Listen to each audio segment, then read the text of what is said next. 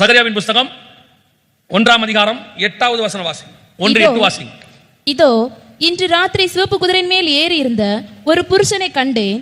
அவர் பள்ளத்தாக்கில் இருக்கிற மிருது செடிகளுக்குள்ளே நின்றார். அவருக்கு பின்னாலே சிவப்பும் மங்கின நிறமும் வெண்மையுமான குதிரைகள் இருந்தன. சிவப்புக்கு அப்புறம் என்ன வருது? மங்கின நிறமுள்ள குதிரை ஒன்று வருகிறது. மங்கின நிறமுள்ள குதிரைனா என்ன? வாசிங்க. வெளிப்படுத்தல் 6:8 வாசிங்க. வெளிப்படுத்தல் 6:8. நான் பார்த்தபோது இதோ மங்கின நிறமுள்ள ஒரு குதிரையை கண்டேன். அதன் மேல் ஏறி இருந்தவனுக்கு மரணம் என்று பெயர். மங்கின நிறம் குதிரைக்கு பேர் என்னது? சிவப்பு குதிரையே கோவிட், அதுக்கே 10 கோடி காணும். இப்ப அடுத்து வரதுக்கு பேர் என்னது? டைரக்டா அதுக்கு பேர் என்னது? பைபிள் சொல்லுது, இது எதுவும் நான் சொல்லல. அடுத்து வர்றதுக்கு பேரு மரணம். மிக மோசமான உலகளாவிய மிகப்பெரியதான ஒரு பேரழிவு இந்த சிவப்பு குதிரை பின்னாடி மங்கின நிறம் உள்ள குதிரை வருகிறது என்று வேதம் சொல்லுது. வாசிங்க, தொடர்ந்து வாசிங்க. அவனுக்கு மரணம் என்று பெயர். பாதாளம் அவன் பின் சென்றது பட்டயத்தினாலும். ஃபர்ஸ்ட் என்ன வரப்போகுது? பட்டயம் என்றால் தூதன் கையில பட்டயம் இருந்தால் தான் அதுக்கு பேர் கொள்ளை நோய். மனுஷன் கையில் பட்டயம் இருந்தால் அதுக்கு பேர் யுத்தம். அடுத்து ஒரு மிக மோசமான யுத்தம் ஒன்று வருகிறது. நன்றாய் கவனிங்க. அதுக்கு பேர் தேர்ட் வேர்ல்டு வார். இப்போ எல்லாம் உலகளாவிய என்ன சொல்றாங்கன்னா, ஆல்ரெடி நம்ம தேர்ட் வேர்ல்டு வார்ல இருக்கிறோம்னு சொல்றாங்க. இதை பத்தி நாம முதல் நாள் பார்த்தோம். ஞாபகம் இருக்கும்னு நினைக்கிறேன். முதல் நாள் வராதவங்களுக்கு தெரியாது, முதல் நாள் வந்தவங்களுக்கு தெரியும். ஒரு மிக மோசமான 3ஆம் உலக யுத்தம் ஒன்று வருகிறது. இப்போ அமெரிக்காவுடைய வீழ்ச்சி 3ஆம் உலக யுத்தத்துக்கு வழிவகை செஞ்சிடும். எப்பவுமே ஒரு வல்லரசு விழுதுனா அடுத்த யுத்தம் வரும்னு அர்த்தம். 1914 அப்படிதான் நடந்துச்சு. அதுக்கப்புறம் 1920 பிறகு அன்னைக்கு இருந்த இங்கிலாந்து வல்லரசு விழுந்த பிறகு செகண்ட் வேர்ல்டு வார் வந்துச்சு. அன்னைக்கும் இதே மாதிரி தான் பயங்கரமான கடும் பஞ்சம், உலகளாவிய பஞ்சம், விவசாயிகள்லாம் மரணம் அடைஞ்சாங்க. அதை ஒட்டி தேர்ட் வேர்ல்டு வார் ஸ்டார்ட் ஆச்சு. இப்போ அதே மாதிரி அமெரிக்காவுடைய வீழ்ச்சி, 45 நாட்களுக்கு மேலாக அரசாங்கம் முடங்கி போச்சு. எத்தனையோ $1 trillion கடன். இன்னைக்கு அமெரிக்காவை காப்பாற்ற முடியாதுங்கிற இடத்துக்கு போயிடுச்சு. அடுத்து மிக மோசமான ஒரு 3ஆம் உலக யுத்தம் இஸ்ரேலுக்கும் ரஷ்யாவுக்கும் நடக்கும். இதை பத்தி நம்ம முதல் நாள் பார்த்தோம். இது மிகப்பெரியதான உலகளாவிய உயிரிழப்பை ஏற்படுத்தும். இதை பத்தி எசேக்கியேல் 38, 39 2 அதிகாரத்தில் இருக்கு. ஆண்டவர் தெளிவா எழுதி வச்சிருக்கிறார். இந்த யுத்தம் எப்படி நடக்கும், யார் யாருக்கு நடக்கும், இந்த யுத்தத்தின் முடிவு என்னவா இருக்கும், எல்லாம் எழுதி வச்சிருக்கிறார். சோ இது அடுத்து வரப்போறது. ஆல்ரெடி இது ஸ்டார்ட் ஆயிடுச்சுன்னு சொல்றாங்க. நம் கண்களுக்கு முன்பாக இது நடக்க போகிறது. அடுத்து என்ன இருக்குது? பட்டயத்தினாலும் அடுத்து பஞ்சத்தினாலும் மிக மோசமான பஞ்சம் ஒன்று. இது உலக சுகாதார மையம் அனௌன்ஸ் பண்ணது. நல்ல கவனிங்க, இது உலக சுகாதார மையம் அனௌன்ஸ் பண்ணது. அவங்க என்ன சொல்றாங்கன்னு கேளுங்க. உணவு தட்டுப்பாட்டால் உலகம் பேரழிவை சந்திக்கும் என்று ஐநா பொதுச் செயலாளர் அன்டோனியோ குட்டரஸ் எச்சரிக்கை விடுத்துள்ளார். ஜெர்மன் தலைநகர் பெர்லினில் பணக்கார மற்றும் வளரும் நாடுகளைச் சேர்ந்த அதிகாரிகள் பங்கேற்று கூட்டம் நடந்தது. இந்த கூட்டத்தில் கலந்து கொண்டு பேசிய ஐநா பொதுச் செயலாளர் அன்டோனியோ குட்டரஸ் பருவநிலை மாற்றம், கொரோனா ஆகியவை முன்னெப்போதும் இல்லாத அளவிற்கு பட்டினி பிரச்சனையை உருவாக்கின என தெரிவித்தார். உணவு கிடைக்காத பிரச்சனை உலக அளவில் உணவு தட்டுப்பாடாக மாறும் என்றும், உணவு தட்டுப்பாட்டால் உலகம் பேரழிவை சந்திக்கும் எனவும் எச்சரித்தார். உணவு தட்டுப்பாட்டால் உலகம் பேரழிவை சந்திக்கும். இதே ஆட்கள் தான், இவங்க தான் 2018 கோவிட் வரும்னு அனௌன்ஸ் பண்ணவங்க.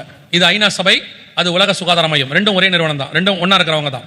அந்த ஐநா சபையோட ஒரு பகுதி தான் WHO. அவங்க தான் இன்னைக்கு சொன்னாங்க மிகப்பெரிய பேரழிவை சந்திக்கும். இன்னைக்கு இவங்க தான் சொல்றாங்க உணவு தட்டுப்பாட்டால் உலகம் மிகப்பெரிய பேரழிவை சந்திக்கும் என்று சொல்லி. இப்போ இந்த உணவு தட்டுப்பாட்டுக்கு காரணம் என்னவா இருக்கும் அப்படின்னு கேட்டீங்கன்னா, வாசிங்க. இந்த மங்கின நிறம் குதிரைக்கும் இந்த சிவப்பு குதிரைக்கும் நடுவுல ஒரு குதிரை இருக்குது. 6ஆம் அதிகாரம் 5ஆம் வசனம் வாசிங்க. 5-6 வசனம் வாசிங்க. வெளிப்படுத்தின விசேஷம் 6ஆம் அதிகாரம் 5-6 வசனம். அவர் 3ஆம் முத்திரை உடைத்த போது 3ஆம் ஜீவனானது, நீ வந்து பார் என்று சொல்ல கேட்டேன். நான் பார்த்தபோது இதோ ஒரு கருப்பு குதிரையை கண்டேன். அதன் மேல் ஏறி இருந்தவன் ஒரு தராசை தன் கையிலே பிடித்திருந்தான். அப்பொழுது ஒரு பணத்துக்கு 1 படி கோதுமை என்றும், ஒரு பணத்துக்கு 3 படி வார்கோதுமை என்றும், எண்ணெயையும் திராட்சரசத்தையும் சேதப்படுத்தாதே என்றும் 4 ஜீவன்களின் மத்தியில் இருந்து உண்டான சத்தத்தை கேட்டேன். இந்த உணவு பஞ்சத்தை பத்தினதான வசனம் இது. கருப்பு சிவப்பு குதிரை கொள்ளை நோய், மங்கின குதிரை மரணம். இப்ப வரணும் பின்னாடி. இதுக்கு நடுவுல கருப்பு இருக்கு. நல்லா புரிஞ்சுக்கொள்ளுங்க. இதுக்கு ரெண்டுத்துக்கு நடுவுல கருப்பு குதிரை இருக்கு. இப்ப இந்த கருப்பு குதிரை என்னத்தை கொண்டு வரும்னா, உணவு பஞ்சம். ஒரு பணத்துக்கு 1 படி கோதுமை என்றும், ஒரு பணத்துக்கு 3 படி வார்கோதுமை என்றும், எண்ணெயையும் திராட்சரசத்தையும் சேதப்படுத்தாதே என்று 4 ஜீவன்கள் மத்தியிலிருந்து உண்டான சத்தத்தை கேட்டேன். ஆனா இந்த கருப்பு குதிரை எங்கிருந்து பஞ்சத்தை ஆரம்பிக்கும்ங்கிறது தான் நம்ம ஆண்டவருடைய ஸ்பெஷாலிட்டி. வாசிங்க. 6ஆம் அதிகாரம் சகரியாவின் புஸ்தகம் 6ஆம் அதிகாரம் 6வது வசனம் வாசிங்க. 6 வாசிங்க. ஒன்றில் பூட்டப்பட்டிருந்த கருப்பு குதிரைகள் வடதேசத்துக்கு புறப்பட்டு போயின. கருப்பு குதிரை எங்க போச்சு? நல்ல கவனிங்க. கோவிட் நடந்துகிட்டே இருக்கும் பொழுது 2021 நீங்கள் இப்பொழுது அடிக்கடி காதுல கேட்டுக்கிட்டே இருக்கிறீங்க இந்த 3 வருஷமா. ஆனா அது உங்க காதுல விழுந்துட்டே இருக்கு. நீங்கள் கேட்டுக்கிட்டு இருக்கிற இன்னொரு பெரிய விஷயம் என்னன்னு கேட்டா, ரஷ்யா உக்ரைன் பிரச்சனை. நீங்க எல்லாம் கேட்டிருப்பீங்க, ரஷ்யா உக்ரைன் ப்ராப்ளம் காதுல கேட்டுக்கிட்டு இருக்கிறீங்களா? ரஷ்யா உக்ரைன் பிரச்சனைக்கு இதுக்கு என்னங்க சம்பந்தம் அப்படின்னு கேட்குறீங்களா? கரெக்டா கோவிட் நடந்துகிட்டு இருக்கும்போது 2021 நவம்பர் மாசத்துல உக்ரைன் மேல ரஷ்யா போர் தொடுத்தது. இந்த உக்ரைன் தான் உலகத்திலேயே நம்பர் 1 கோதுமை தயாரிக்கிற நாடு, நம்பர் 2 கோதுமை தயாரிக்கிற நாடு ரஷ்யா. இந்த யுத்தம் ஆரம்பிச்சதனுடைய விளைவாக 2022-23 உலகளாவிய பஞ்சம் ஆரம்பிச்சிச்சு. கோதுமை பஞ்சம், பர்டிகுலரா கோதுமை பஞ்சம் ஆரம்பிச்சிச்சு. 1 கிலோ கோதுமை 1500 ரூபாய் வரைக்கும் வித்துச்சு பாகிஸ்தான்ல. இங்க பாருங்க, இது பாகிஸ்தான்ல நடந்த சம்பவம். பாகிஸ்தானில் கடுமையான உணவு பஞ்சம் நிலவி வரும் நிலையில் கோதுமை மாவு வாங்க முயன்றபோது கூட்ட நெரிசலில் சிக்கி 4 பேர் உயிரிழந்த சம்பவம் அதிர்ச்சியை ஏற்படுத்தியுள்ளது.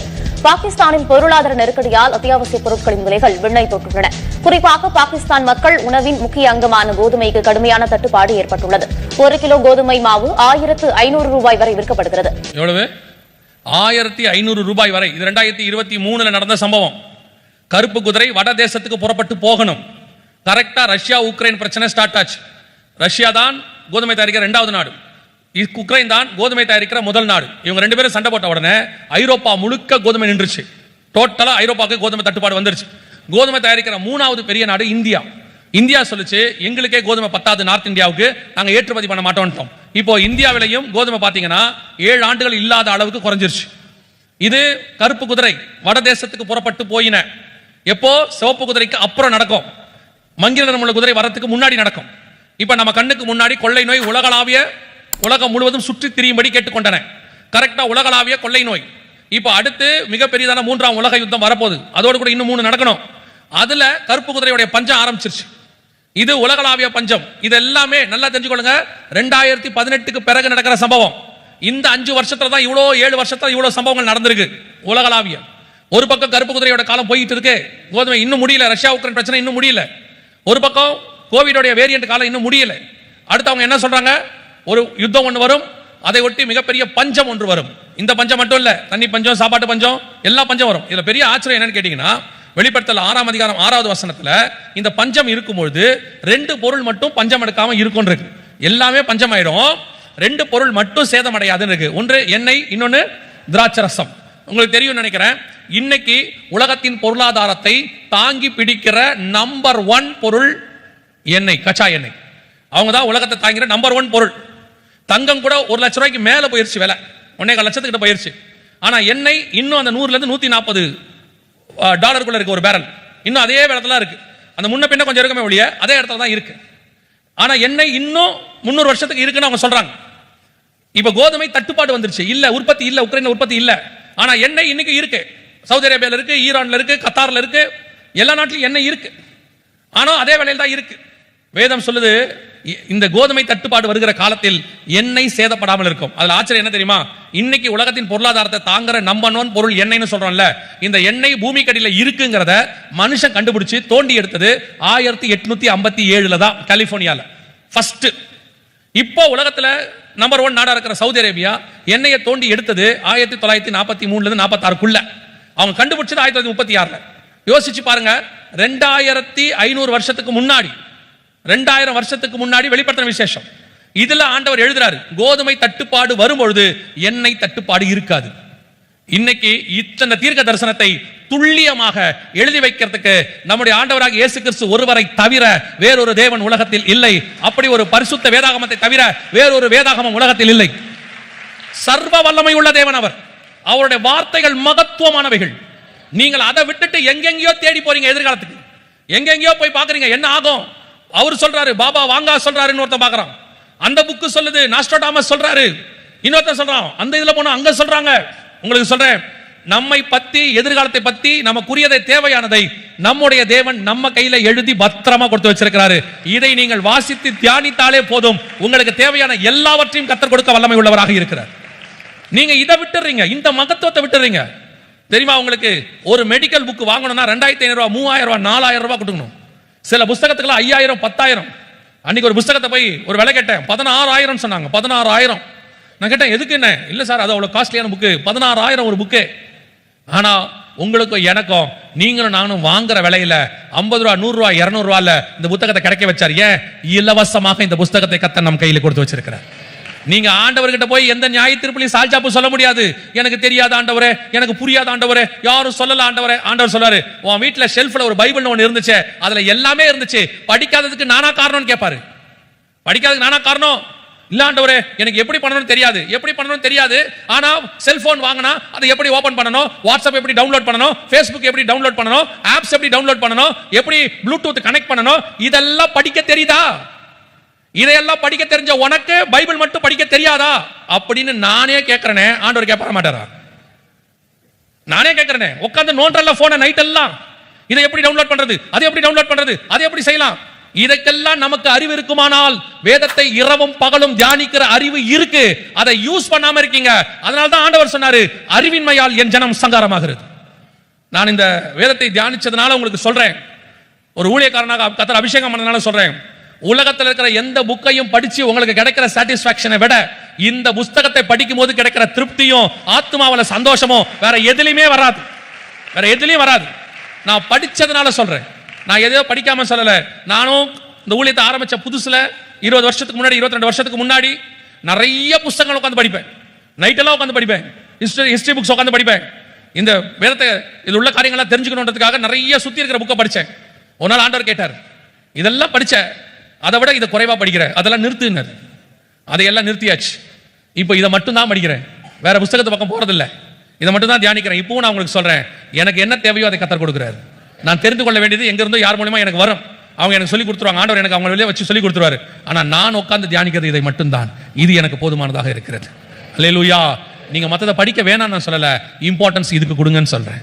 இதுதான் உங்களுடைய ஜீவனை பாதுகாக்க போகிற புஸ்தகம், கையளவு உள்ள புஸ்தகம். இது உங்க ஜீவனை பாதுகாத்து பரலோகத்துக்கு கொண்டு போய் சேர்த்துற போகிறது. அல்லேலூயா. பின்னாடி மங்கின நிறம் உள்ள குதிரை ஒன்று வருகிறது. 3ஆம் உலக யுத்தமும் பஞ்சமும் அடுத்து பெரிய காரியமா இருக்கும். இப்ப அனௌன்ஸ் பண்ணிட்டாங்க. அடுத்து பஞ்சம், பட்டயம், 3வது என்ன இருக்கு? சாவினாலும் இயற்கை பேரழிவுகள். மிகப்பெரிய அளவில் இயற்கை பேரழிவு இந்த 5 வருஷம் தான் நடந்திருக்கு. போய் பாருங்க. பூமி அதிர்ச்சியோட காலம் இந்த 3 வருஷம் தான். உலக பூமி அதிர்ச்சிகள் வரலாற்றிலேயே மிகப்பெரிய பூமி அதிர்ச்சி 5 தான் நடந்திருக்கு, 5ஓ 6ஓ. அதுல 1 இந்த 2025 நடந்திருக்குது. 8.5 ரஷ்யாவில் நடந்திருக்குது. இதை விட பெருசு வருதுன்னு சொல்றாங்க. ஜப்பான்ல அனௌன்ஸ் பண்ணியிருக்கிறான். என்ன தெரியுமா? 3 லட்சம் பேர் பாதிக்கப்படக்கூடிய அளவுக்கு ஒரு பூமி அதிர்ச்சி வருகிறதாக ஜப்பான்ல அந்த கவர்மெண்ட் அனௌன்ஸ் பண்ணியிருக்கு. ஆயத்தமாக சொல்லித்தான் அவங்க சொல்லியிருக்கிறாங்க, மிகப்பெரிய அளவில் வருதுன்னு சொல்லி.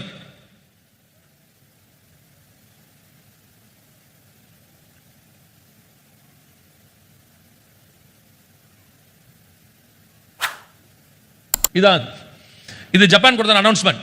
கிட்டத்தட்ட 3 லட்சம் பேர் பாதிக்கப்படுவார்கள்னு அரசாங்கம் அனௌன்ஸ் பண்ணிருக்கு. இப்ப வர பூமி அதிர்ச்சி எல்லாம் பார்த்திருக்கீங்களா? மினிமம் 6 புள்ளிக்கு மேல தான் இருக்கு. இப்ப கூட ஆப்கானிஸ்தான்ல ஒன்று வந்துச்சு போன வாரம், 6 புள்ளிக்கு மேல தான் இருந்துச்சு. எல்லாமே முந்தில 6 புள்ளிங்கிறது பெரிய பூமி அதிர்ச்சி, 4 புள்ளி தான் வரும். 6 புள்ளிங்கிறது பெரிய பூமி அதிர்ச்சி. இப்ப நார்மலாவே 6 புள்ளிக்கு மேல தான் இருக்கு. 8 புள்ளிக்கு மேல போனா பெரிய பூமி அதிர்ச்சிங்கிறாங்க. பெரிய பூமி அதிர்ச்சிகள் உலகளாவிய இந்த ஒரு 3 வருஷத்துக்குள்ள மட்டும் நீங்க நம்பவே மாட்டீங்க. நீங்க போய் ஆன்லைன்ல பாருங்க, லட்சக்கணக்கில் பூமி அதிர்ச்சி வந்திருக்கு. சில 24 மணி நேரத்துக்குள்ளேயோ எத்தனையோ பூமி அதிர்ச்சிகள் இருக்கு. ஒரு வாரத்துக்குள்ள 900 பூமி அதிர்ச்சி இருக்கு நடந்திருக்கு. எல்லா பக்கமும் உலகளாவிய. நீங்க போய் சும்மா ஸ்டாட்டிஸ்டிக்ஸ் எடுத்து பாருங்க, லிஸ்ட் ஆஃப் எர்த்குவேக்ஸ் போட்டு பாருங்க, உங்களுக்கே தெரியும். கூகுள்ல இந்த 3 வருஷத்துக்குள்ள மட்டும் எத்தனை லட்சம் நடந்திருக்குன்னு போய் பாருங்க. இதான் பூமி அதிர்ச்சிகளின் காலம். இயேசு சொன்ன 7வது அடையாளம், கடைசியாய் துஷ்ட மிருகங்களினால் உண்டாகிற, அப்படிதானே இருக்கு, துஷ்ட மிருகத்தினால், பூமியின் துஷ்ட மிருகங்களினாலும். ஒரு பக்கம் துஷ்ட மிருகம்னா நேரடியாக கூட எடுத்துக்கலாம். ஊருக்குள்ள மிருகங்கள் வரதுக்கு எல்லாம் நடக்கும். காட்டுக்குள்ள இருக்கிறது எல்லாம் ஊருக்குள்ள வர தொடங்கிரும். எப்பவுமே இந்த மிருகத்துக்கு ஒரு குணாதிசயம் உண்டு. உலகம் அழிய போதுன்னு உடனே அதெல்லாம் ஊருக்குள்ள வந்துடும். நீங்க பாருங்க, 2004 சுனாமி வந்துச்சு. வரத்துக்கு முன்னாடி நம்ம ஆட்கள் எல்லாம் தண்ணியில் போய் மாட்டி ஆளு காலி ஆயிட்டாங்க. ஆனால் அந்தமான் நிக்கோபார்ல தான் நடந்துச்சு. பெரிய பேரழிவாங்க நடந்துச்சு. ஒரு மிருகம் கூட சாகல. ஜூல இருந்த மிருகம் மட்டும்தான் செத்துச்சு. ஃபுல்லா தண்ணி வந்து முழுகுச்சு. ஆனா காட்டுல இருந்த ஒரு மிருகம் கூட சாகல. இப்பவும் பாருங்க, பெரிய பேரழிவு வருதுன்னா பறவைகள்லாம் பறந்து வேற ஊருக்கு போயிடும். பறவைகளுக்கு தெரியுமா? சைனாக்காரன் நீங்க போட்டுருக்கான், அவன் பூமி அதிர்ச்சி வருதுங்கிறது எப்படி கண்டுபிடிக்கிறானா, ஒரு வீட்டுக்குள்ள இருக்கிற எல்லா கரப்பாம்பூச்சி ரோட்டுக்கு வந்துருமா. பூமி அதிர்ச்சி வரப்போகுதுன்னா கரப்பாம்பூச்சி எல்லாம் அதிகப்படியான கரப்பாம்பூச்சி ரோட்டுக்கு வருதுன்னா அந்த பக்கத்தில் பூமி அதிர்ச்சி வரப்போகுதுன்னு அர்த்தமா போட்டிருக்கான் அவன். யோசிச்சு பாருங்க, ஒரு சின்ன கரப்பாம்பூச்சி கூட தெரியுது மிகப்பெரிய அளவில். அப்போ இதெல்லாம் வரும்போது எல்லாம் வெளியே வந்துடும். துஷ்ட மிருகத்தினால் ஒரு மரணம் வரும். இதை தாண்டி இன்னொன்று இருக்கு.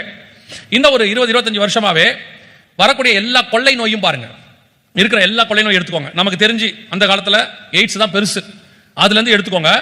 இப்போ வரைக்கும் வந்த லாஸ்டா வந்த எபோலா, குரங்கு எல்லாத்துக்கும் பாருங்க, எல்லாத்துக்கும் பின்னாடி ஒரு மிருகத்தின் பேர் இருக்கும். இப்போ எய்ட்ஸ்னா சிம்பன்சி குரங்குல வந்துச்சுன்னு சொல்லுவாங்க. அடுத்து எபோலா வவால் இருந்து வந்துச்சுன்னு சொல்லுவாங்க. பறவை காய்ச்சல், பன்றி காய்ச்சல், குரங்கு காய்ச்சல்.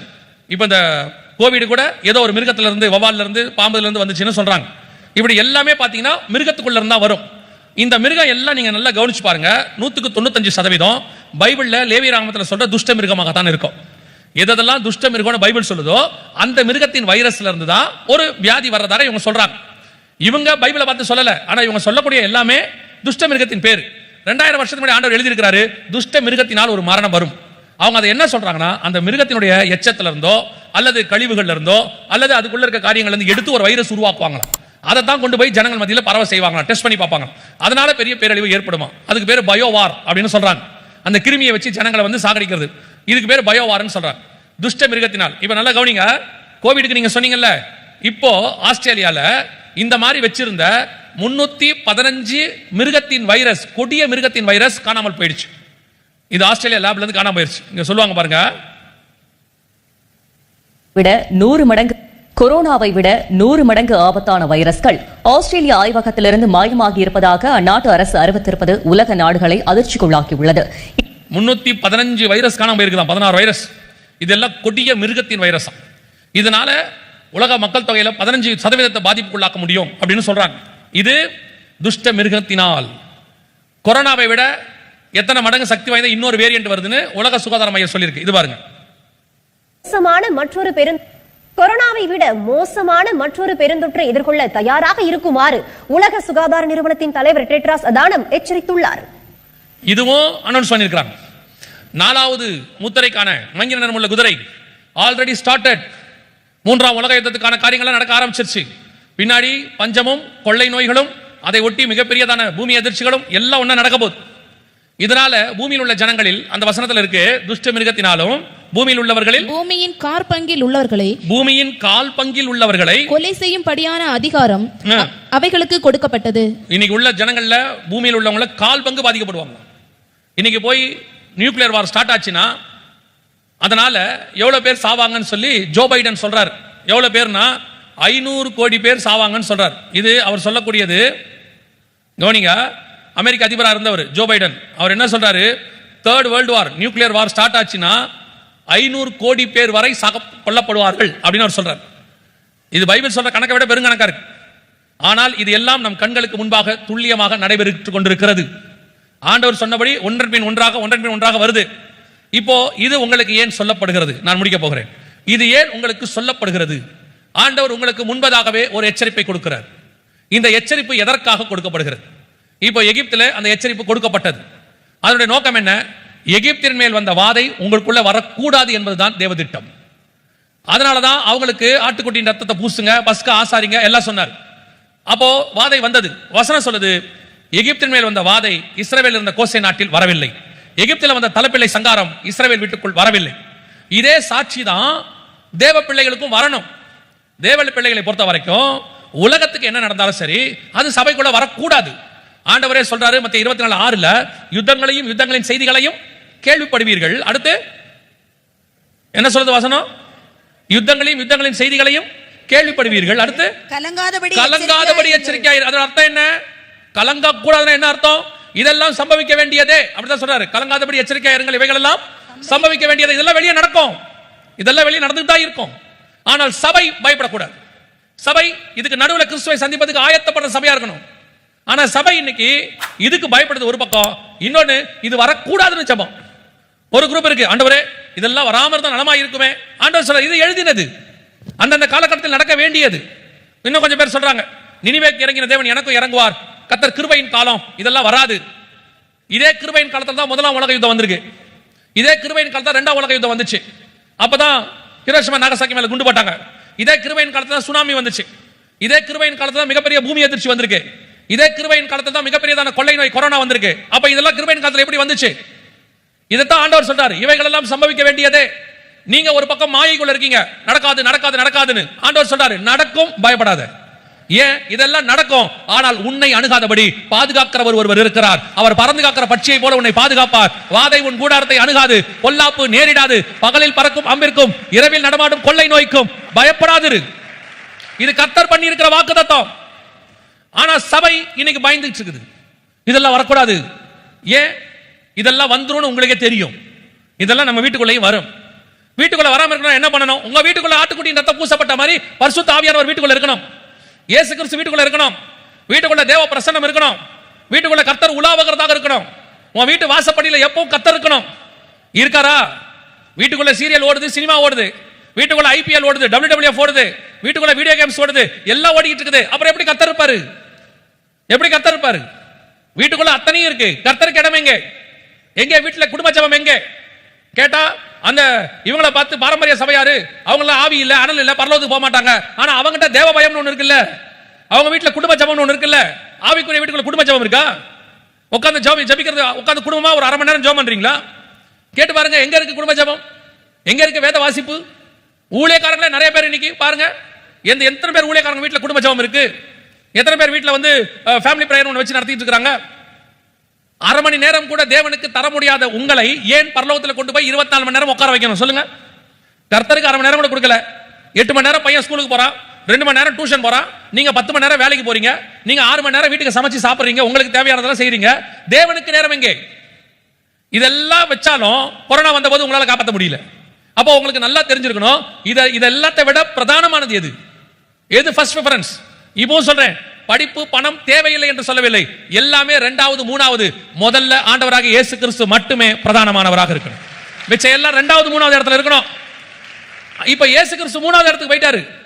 சர்ச்சுக்கே போலாமா வேணாமாங்கிறத ஞாயிற்றுக்கிழமை டிசைட் பண்றாங்க. இந்த வாரம் போலாமா? கம்யூனியன் இருக்குதா? இந்த வாரம் பண்டிகையா?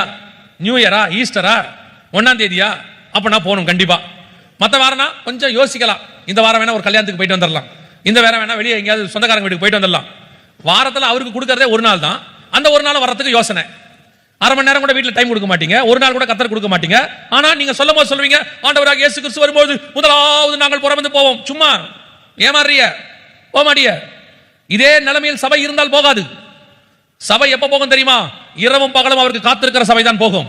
மனுஷகுமாரன் எப்பொழுது வருவார் என்று விழித்திருந்து காத்திருக்கணும், ஜெபத்தோட காத்திருக்கணும். அதுவும் இது கடைசி நிமிஷம், கடைசி செகண்ட். ஏற்கனவே சிவப்பு குதிரை சுத்திட்டு இருக்குது, வடக்கு பக்கத்துல கருப்பு குதிரை நின்னுகிட்டு இருக்கு, மங்கின நிறமுள்ள குதிரை வந்துகிட்டு இருக்கு. இவைகளுக்கு நடுவுல இவைகள் சம்பவிக்க தொடங்கும் பொழுது உங்கள் மீட்பு சமமாக இருப்பதால் தேவன் உங்களை என்னை அழைத்துக் கொள்வார் என்று வேதம் சொல்லுகிறது. அல்லேலூயா. அப்ப இதுக்கு நடுவுல எப்படி நீங்க ஆயத்தப்பட போறீங்க? இனி காலம் கண்டிப்பாக செல்லாது. கர்த்தருக்கு சித்தமானால், எனக்கு தெரியாது, கர்த்தருக்கு சித்தமானால் நம்முடைய தலைமுறை கர்த்தருடைய வருகையை பார்ப்பதற்கு நிறைய வாய்ப்பு இருக்கிறது. நெடுநாள் காத்திருந்த அந்த ஜீவ விருட்சம் நம்முடைய காலத்தில் வரப்போகிறது. ஆனா ஆயத்தமா இருக்கிறீங்களா? நமக்கு தேவனுக்கு ரொம்ப தூரம் இல்ல. எப்போ இஸ்ரவேல் ஒரு தேசம் உருவாச்சோ அவர் வாசப்படிக்கு வந்துட்டார். இப்போ அவர் வாசப்படி தான் நிற்கிறார். எந்த நிமிஷம் கர்த்தர் உள்ளே வருவார். அப்ப அழைத்து கொண்டு போகிற தேவனோடு கூட நீங்கள் போவீர்களா? அதுக்கு நம்ம என்ன செய்யணும்? இனி ஒவ்வொரு நாளும் ஆயத்தப்படணும். ஒரு சில காரியங்களை மாத்திரம், ஒரு 7 காரியங்கள் இருக்கு, அதை நான் சொல்லிட்டு முடிக்கிறேன். இது நீங்கள் வருகையில் போவதற்கு ஒரு அடிப்படை பேசிக் மாதிரி. முதலாவதாக இயேசு கிறிஸ்துவின் ரத்தத்தினாலே பாவ மன்னிப்பின் நிச்சயத்தை பெற்றிருக்க வேண்டும். இயேசு என் பாவத்தை மன்னிச்சா இருக்கிற நிச்சயம், ரட்சிப்பின் அனுபவம். ஆனா இந்த ரட்சிப்பின் அனுபவம் உங்களுக்கு இருந்துட்டே இருக்கணும். அனுதினமும் ரட்சிக்கப்பட்டுட்டே இருக்கணும். முடிவு பரியந்தம் நிலைநிற்கிறவனே ரட்சிக்கப்படுவான்னு இருக்கு. 25 வருஷத்துக்கு முன்னாடி ரட்சிக்கப்பட்டேன் இல்ல, இன்னும் அந்த ரட்சிப்பின் அனுபவத்துக்குள்ள நான் போய்கிட்டே இருக்கிறேன். அந்த ரட்சிப்பின் சந்தோஷம் ஒன்று இருக்கு. நீங்க ரட்சிக்கப்பட்டீங்கன்னா உங்களுக்குள்ள ஒரு சந்தோஷம் வரும். அதுக்கு பேர் ரட்சண்ய சந்தோஷம். 51ஆம் சங்கீதத்தில் தாவீது சொல்றாரு, அந்த ரட்சண்ய சந்தோஷம் எனக்குள்ளே வரும். அது எனக்குள்ள இருந்துகிட்டே இருக்கணும். அதான் அவர் சொல்றாரு, அதை என்னை விட்டு எடுத்துறாதீங்கன்றார். ரட்சிப்பு பூரணப்பட பிரயாசப்படுங்கள். இன்னொன்னு, நான் ஆவிக்குரிய குடும்பம் 2 தலைமுறை 3 தலைமுறை, அதனால நாங்கெல்லாம் பரலோகத்துக்கு போயிடுவோம் இல்ல. நீ எப்போ சுயநினைவோட பாவம் செய்யற காலம் ஒன்று வந்துருச்சோ உங்களுக்கும் ரட்சிப்பின் அனுபவம் தேவை. ஏன்னா பிறக்கும் போதே நாம் தாயின் கருவில உருவாக்கும் போது எப்படி உருவாகி இருக்கிறோம்? பாவத்தில் உருவாயிரும், துர்குணத்தில் இருக்கிறோம். கண்டிப்பாக ரட்சிப்பின் அனுபவம் தேவை. 2வது, பிதா குமாரன் பரிசுத்தாவின் நாமத்தினாலே தண்ணீர்ல மூழ்கி ஞானஸ்நானம் எடுத்துக்கணும். இந்த ஞானஸ்நானம் எடுக்காம வருகையில போக முடியாது. சின்ன வயசுல எடுத்தேன், குழந்தையில எடுத்தேன், கொடிக்கையில எடுத்தேன், எந்த காரியமும் பைபிள்ல இல்ல. ஞானம் வந்த பிறகு எடுக்கிற ஸ்நானம் ஞான ஸ்நானம். ஞானம் எப்போ வரும்? கர்த்தருக்கு பயப்படுதலே ஞானத்தின் ஆரம்பம். நீதிமொழிகள் 1:7. எப்போ கர்த்தருக்கு பயப்படுவோம்? தீமை விட்டு விலகுதலே கர்த்தருக்கு பயப்படுகிற பயம்.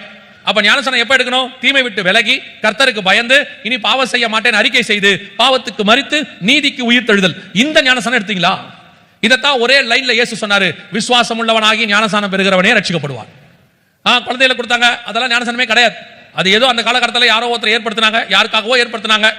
அது பைபிள் அங்கீகரிக்கல, பைபிள்ல ஒருத்தர் கூட கொடுக்கப்படவே இல்லை. 3வது, எபேசியர் 4:30 சொல்கிறது, மீட்கப்படும் நாளுக்கென்று முத்திரையான பரிசுத்த ஆவியை துக்கப்படுத்தாதிருங்கள். பரிசுத்த ஆவியின் அபிஷேகம் கண்டிப்பாக இருக்கணும். ஆவியின் அபிஷேகம் பெறாம வருகையில போகவே முடியாது. கொஞ்சம் பேர் சொல்லுவாங்க பரிசுத்த ஆவியானவர் தானே ரட்சிப்புக்குள்ளே நடத்துறாரு, நம்ம ரட்சிக்கப்பட்ட உடனே ஆவியானவர் நம்ம கூட தானே இருக்கிறாரு அப்படின்னு. இல்ல, ரட்சிப்புக்குள்ள நடத்துறது ஆவியானவர் வெளியிருந்து நடத்தினார். நீங்க சபைக்குள்ள வந்துட்டீங்க, சபைக்குள்ள வந்த உங்களுக்குள்ள வந்தாதான் உள்ள இருந்து மேல நடத்துவார். வெளியே இருக்கிற உங்களை கொண்டு வருவதற்கு வெளியிருந்து நடத்தினார், உள்ள இருக்கிற உங்களை பரலோகத்துக்குள்ள கொண்டு போறதுக்கு உள்ள வந்து நடத்துவார். இப்போ 12 அப்போஸ்தலர்கள் இருந்தாங்க, இயேசுவை ஏற்றுக்கொண்டாங்க, பின்னாடியே போனாங்க, 3 வருஷம் ஊழியம் பண்ணாங்க, எல்லாம் பண்ணாங்க. ஆனால் இயேசு சொன்னாரு பரிசுத்த ஆவி உங்களிடத்தில் வருகிற வரைக்கும் காத்திருங்கள்னு சொன்னார். இயேசு கூடவே இருந்ததுனால பரிசுத்த ஆவி உள்ள வந்துட்டாருன்னு அர்த்தம் இல்ல. இயேசு பாருங்க, இயேசு பரிசுத்த ஆவியிலே பிறந்தவர், பரிசுத்த ஆவியிலேயே அவர் நிரப்பப்பட்டவர். அபிஷேகத்துல அவ்வளவு இயேசு கிறிஸ்துவ பத்தி தெரிஞ்சுக்கோங்க. அவர் கூட இருந்தே இவங்க இன்னும் அபிஷேகம் பெறல. அதனால நாங்க அபிஷேகம் பெற தேவையில்லை, நீ அபிஷேகம் பெறாமையே பரலோகத்துக்கு போலாம், சர்ச்சுக்குள்ள வந்துட்டாலே போதும். ஒரு குரூப் சொல்லி தெரியுது. இப்ப பரிசுத்த அபிஷேகத்தை பெற்றுக்கொள்ள வேண்டும், காத்திருக்கணும். வாஞ்சையும் தவணமுள்ள ஆத்மாக்களை கர்த்தர் நிரப்புகிறார், வேதம் சொல்லுது. 4வது அப்போஸ்தலர்களுடைய 2:40 சொல்லுது, மாறுபாடான சந்ததியை விட்டு விலகி உங்களை ரட்சித்துக் கொள்ளுங்கள். உங்களுக்கு உலகத்துக்கு என்ன இருக்கணும்? வேறுபாடுள்ள வாழ்க்கை இருக்கணும். மாறுபாடுள்ள சந்ததியை விட்டு விலகணும். உலகத்துக்கு ஒத்த வேஷம் தரிக்க கூடாது. வேறுபாடுள்ள சந்ததியை பத்தி இன்னைக்கு பேசுறதே இல்ல, கேட்கறதும் இல்ல. அதெல்லாம் ஒண்ணும் இல்லைங்க. உலகத்துக்கு ஒத்த வேஷம் தரிக்க கூடாதுன்னு ரோமர் 12 சொல்லுது. தேவபுத்திரர் மனுஷகுமாரத்தினோடு கூட சம்பந்தம் கலந்தார்கள். ஆண்டவர் சொல்றார், என் ஆவி மனுஷனோடு கூட போராடுவதில்லை. நோவா காலத்துல எப்படி இருந்துச்சோ அதே மாதிரி தான் இப்ப இருக்கு. சபை உலகத்தோடு கூட இணைந்து, உலகத்துல உள்ளதெல்லாம் சபைக்குள்ள வந்துருச்சு. உலகத்துல உள்ளதான அருவருப்பான காரியங்கள் அத்தனையும் சபைக்குள்ள இருக்கு. இப்ப ஆண்டவர் சொல்றாரு, பாளையத்துக்குள்ள தீட்டானவைகள் இருந்தால் கர்த்தர் பாளையத்தை விட்டு வெளியே போவார். நிறைய பேர் சொல்றாங்க எப்படி இருந்தாலும் பரலோகத்துக்கு போயிடலான்னு. இல்லைங்க, அப்படி இல்லவே இல்லை பைபிள்ல. இப்படி இருந்தா தான் போக முடியும்னு இருக்கு. அப்படி இருந்தா தான் போக முடியும். ஆண்டவர் உங்களை எல்லாத்தையும் விடுங்கன்னு சொல்லுங்க. ஆண்டவர் சொன்னது ஒன்னே ஒண்ணுதான், உலகத்துல உள்ளதே கர்த்தருக்கு பிரியமில்லாத விட்டுட்டு நீங்க பின்பற்றி வாங்க. ஆண்டவர் உங்களுக்கு என்ன தேவையோ எல்லாவற்றையும் தர வல்லமை உள்ளவராக இருக்கிறார். அவர் ஒரே ஒரு நன்மை தீமை அறிந்த விருட்சத்தை தான் சாப்பிட வேண்டாம்னு சொன்னார். சகலவித கனிகளை புசிக்கலாம் தான் சொன்னார். ஆண்டவர் உங்களுக்கு உலகத்துல நிறைய காரியம் வச்சிருக்காரு, சில காரியங்களே வேண்டாம் தான் சொன்னார். அதைத்தான் செய்வேங்கிறான். அதுதான் துணிகரம், அதுதான் துணிகரம். அந்த நன்மை தீமை அறியத்தக்க கனியை நான் சாப்பிடுவேன்னு ஒரு எண்ணம் வருது இல்ல. சில விஷயங்களை உங்ககிட்ட சொல்லும்போது, ஊழியக்காரர்கள் சொல்லும்போது, உனக்குள்ள ஏன் விடணும், அதை நான் செய்வேன் அப்படின்னு என்ன வருது இல்ல. அதுக்கு பேர் தான் நன்மை தீமை அறியத்தக்க கனியை சாப்பிடுறது. ஏன் எதுக்கு இல்ல? சில காரியங்களை ஆவியானவர் ஊழியக்காரன் வழியா உணர்த்தும் போது கேளுங்க. எங்க ஊழியக்காரர்கள் வழியாக எங்களுக்கு உணர்த்தப்பட்டது. அன்னைக்கு அதற்கு நாங்கள் ஒரு கேள்வி கேட்காமல் கீழ்ப்படித்தோம். எங்க பாஸ்டர் சொன்னார்னா அவ்வளவுதான், கீழ்ப்படிந்தோம். சில நேரத்தில் அது எங்களுக்கு பிடிக்காது. வாலிப பிராயம் 18 வயசுல இயேசுவை ஏற்றுக்கொண்டோம். காலேஜுக்கு போற காலம் தான். சொல்லும் போது எங்களுக்கு பிடிக்காது. ஆனாலும் சொல்றது ஊழியக்காரன் என்ன வேணா இருக்கட்டும். என்னை பொறுத்த வரைக்கும் என் ஊழியக்கார மனசை கஷ்டப்படுத்தக்கூடாதுன்னு நினைப்பேன், அவ்வளவுதான். இப்பவும் நான் சொல்றேன், கர்த்தர் என்னை கொண்டு வந்து இங்க நிக்க வைத்திருக்கிறார். காண்கிற சகோதரத்தில் அன்பு கூர்வாயானால் காணாத தேவனிடத்தில் எப்படி நீ அன்பு கூர்வாய்? நீ அன்பு இங்க கீழ்ப்படுதல் இல்லாவிட்டால் தேவனிடத்தில் எப்படி கீழ்ப்படிவே? சில காரியங்களை சபையிலிருந்து வேணான்னு ஒதுக்குறாங்களா, விடுங்க, பரவாயில்லன்னு சொல்லுங்க. எல்லாத்தையுமே விட சொல்றோம். ஏதோ சில காரியங்கள் அதுக்கு பின்னாடி ஒரு தப்பு நடக்கும், பின்னாடி அதனால ஒரு பிரச்சனை வரும். அதனால தான் உங்களுக்கு நாங்க வேணாம்னு சொல்றோம். அது எப்படி அந்த சர்ச்சில் சொல்றாங்க, இந்த சர்ச்சில் ஒரு கேள்வி கேட்கறதுல அவர் ஜாலியா இருக்கிறாரு. ஒரு நாள் இதெல்லாம் முடிஞ்சிடும், ஒரு நாள் அதெல்லாம் காணாமல் போயிடும். ஆனால் வசனத்தின்படி உங்களை ஸ்ட்ரிக்டா நடத்துறது கடைசி வரைக்கும் உங்களுக்கு நிற்கும். அல்லேலூயா. வேறுபாடுள்ள வாழ்க்கை ரொம்ப இம்பார்ட்டன்ட்.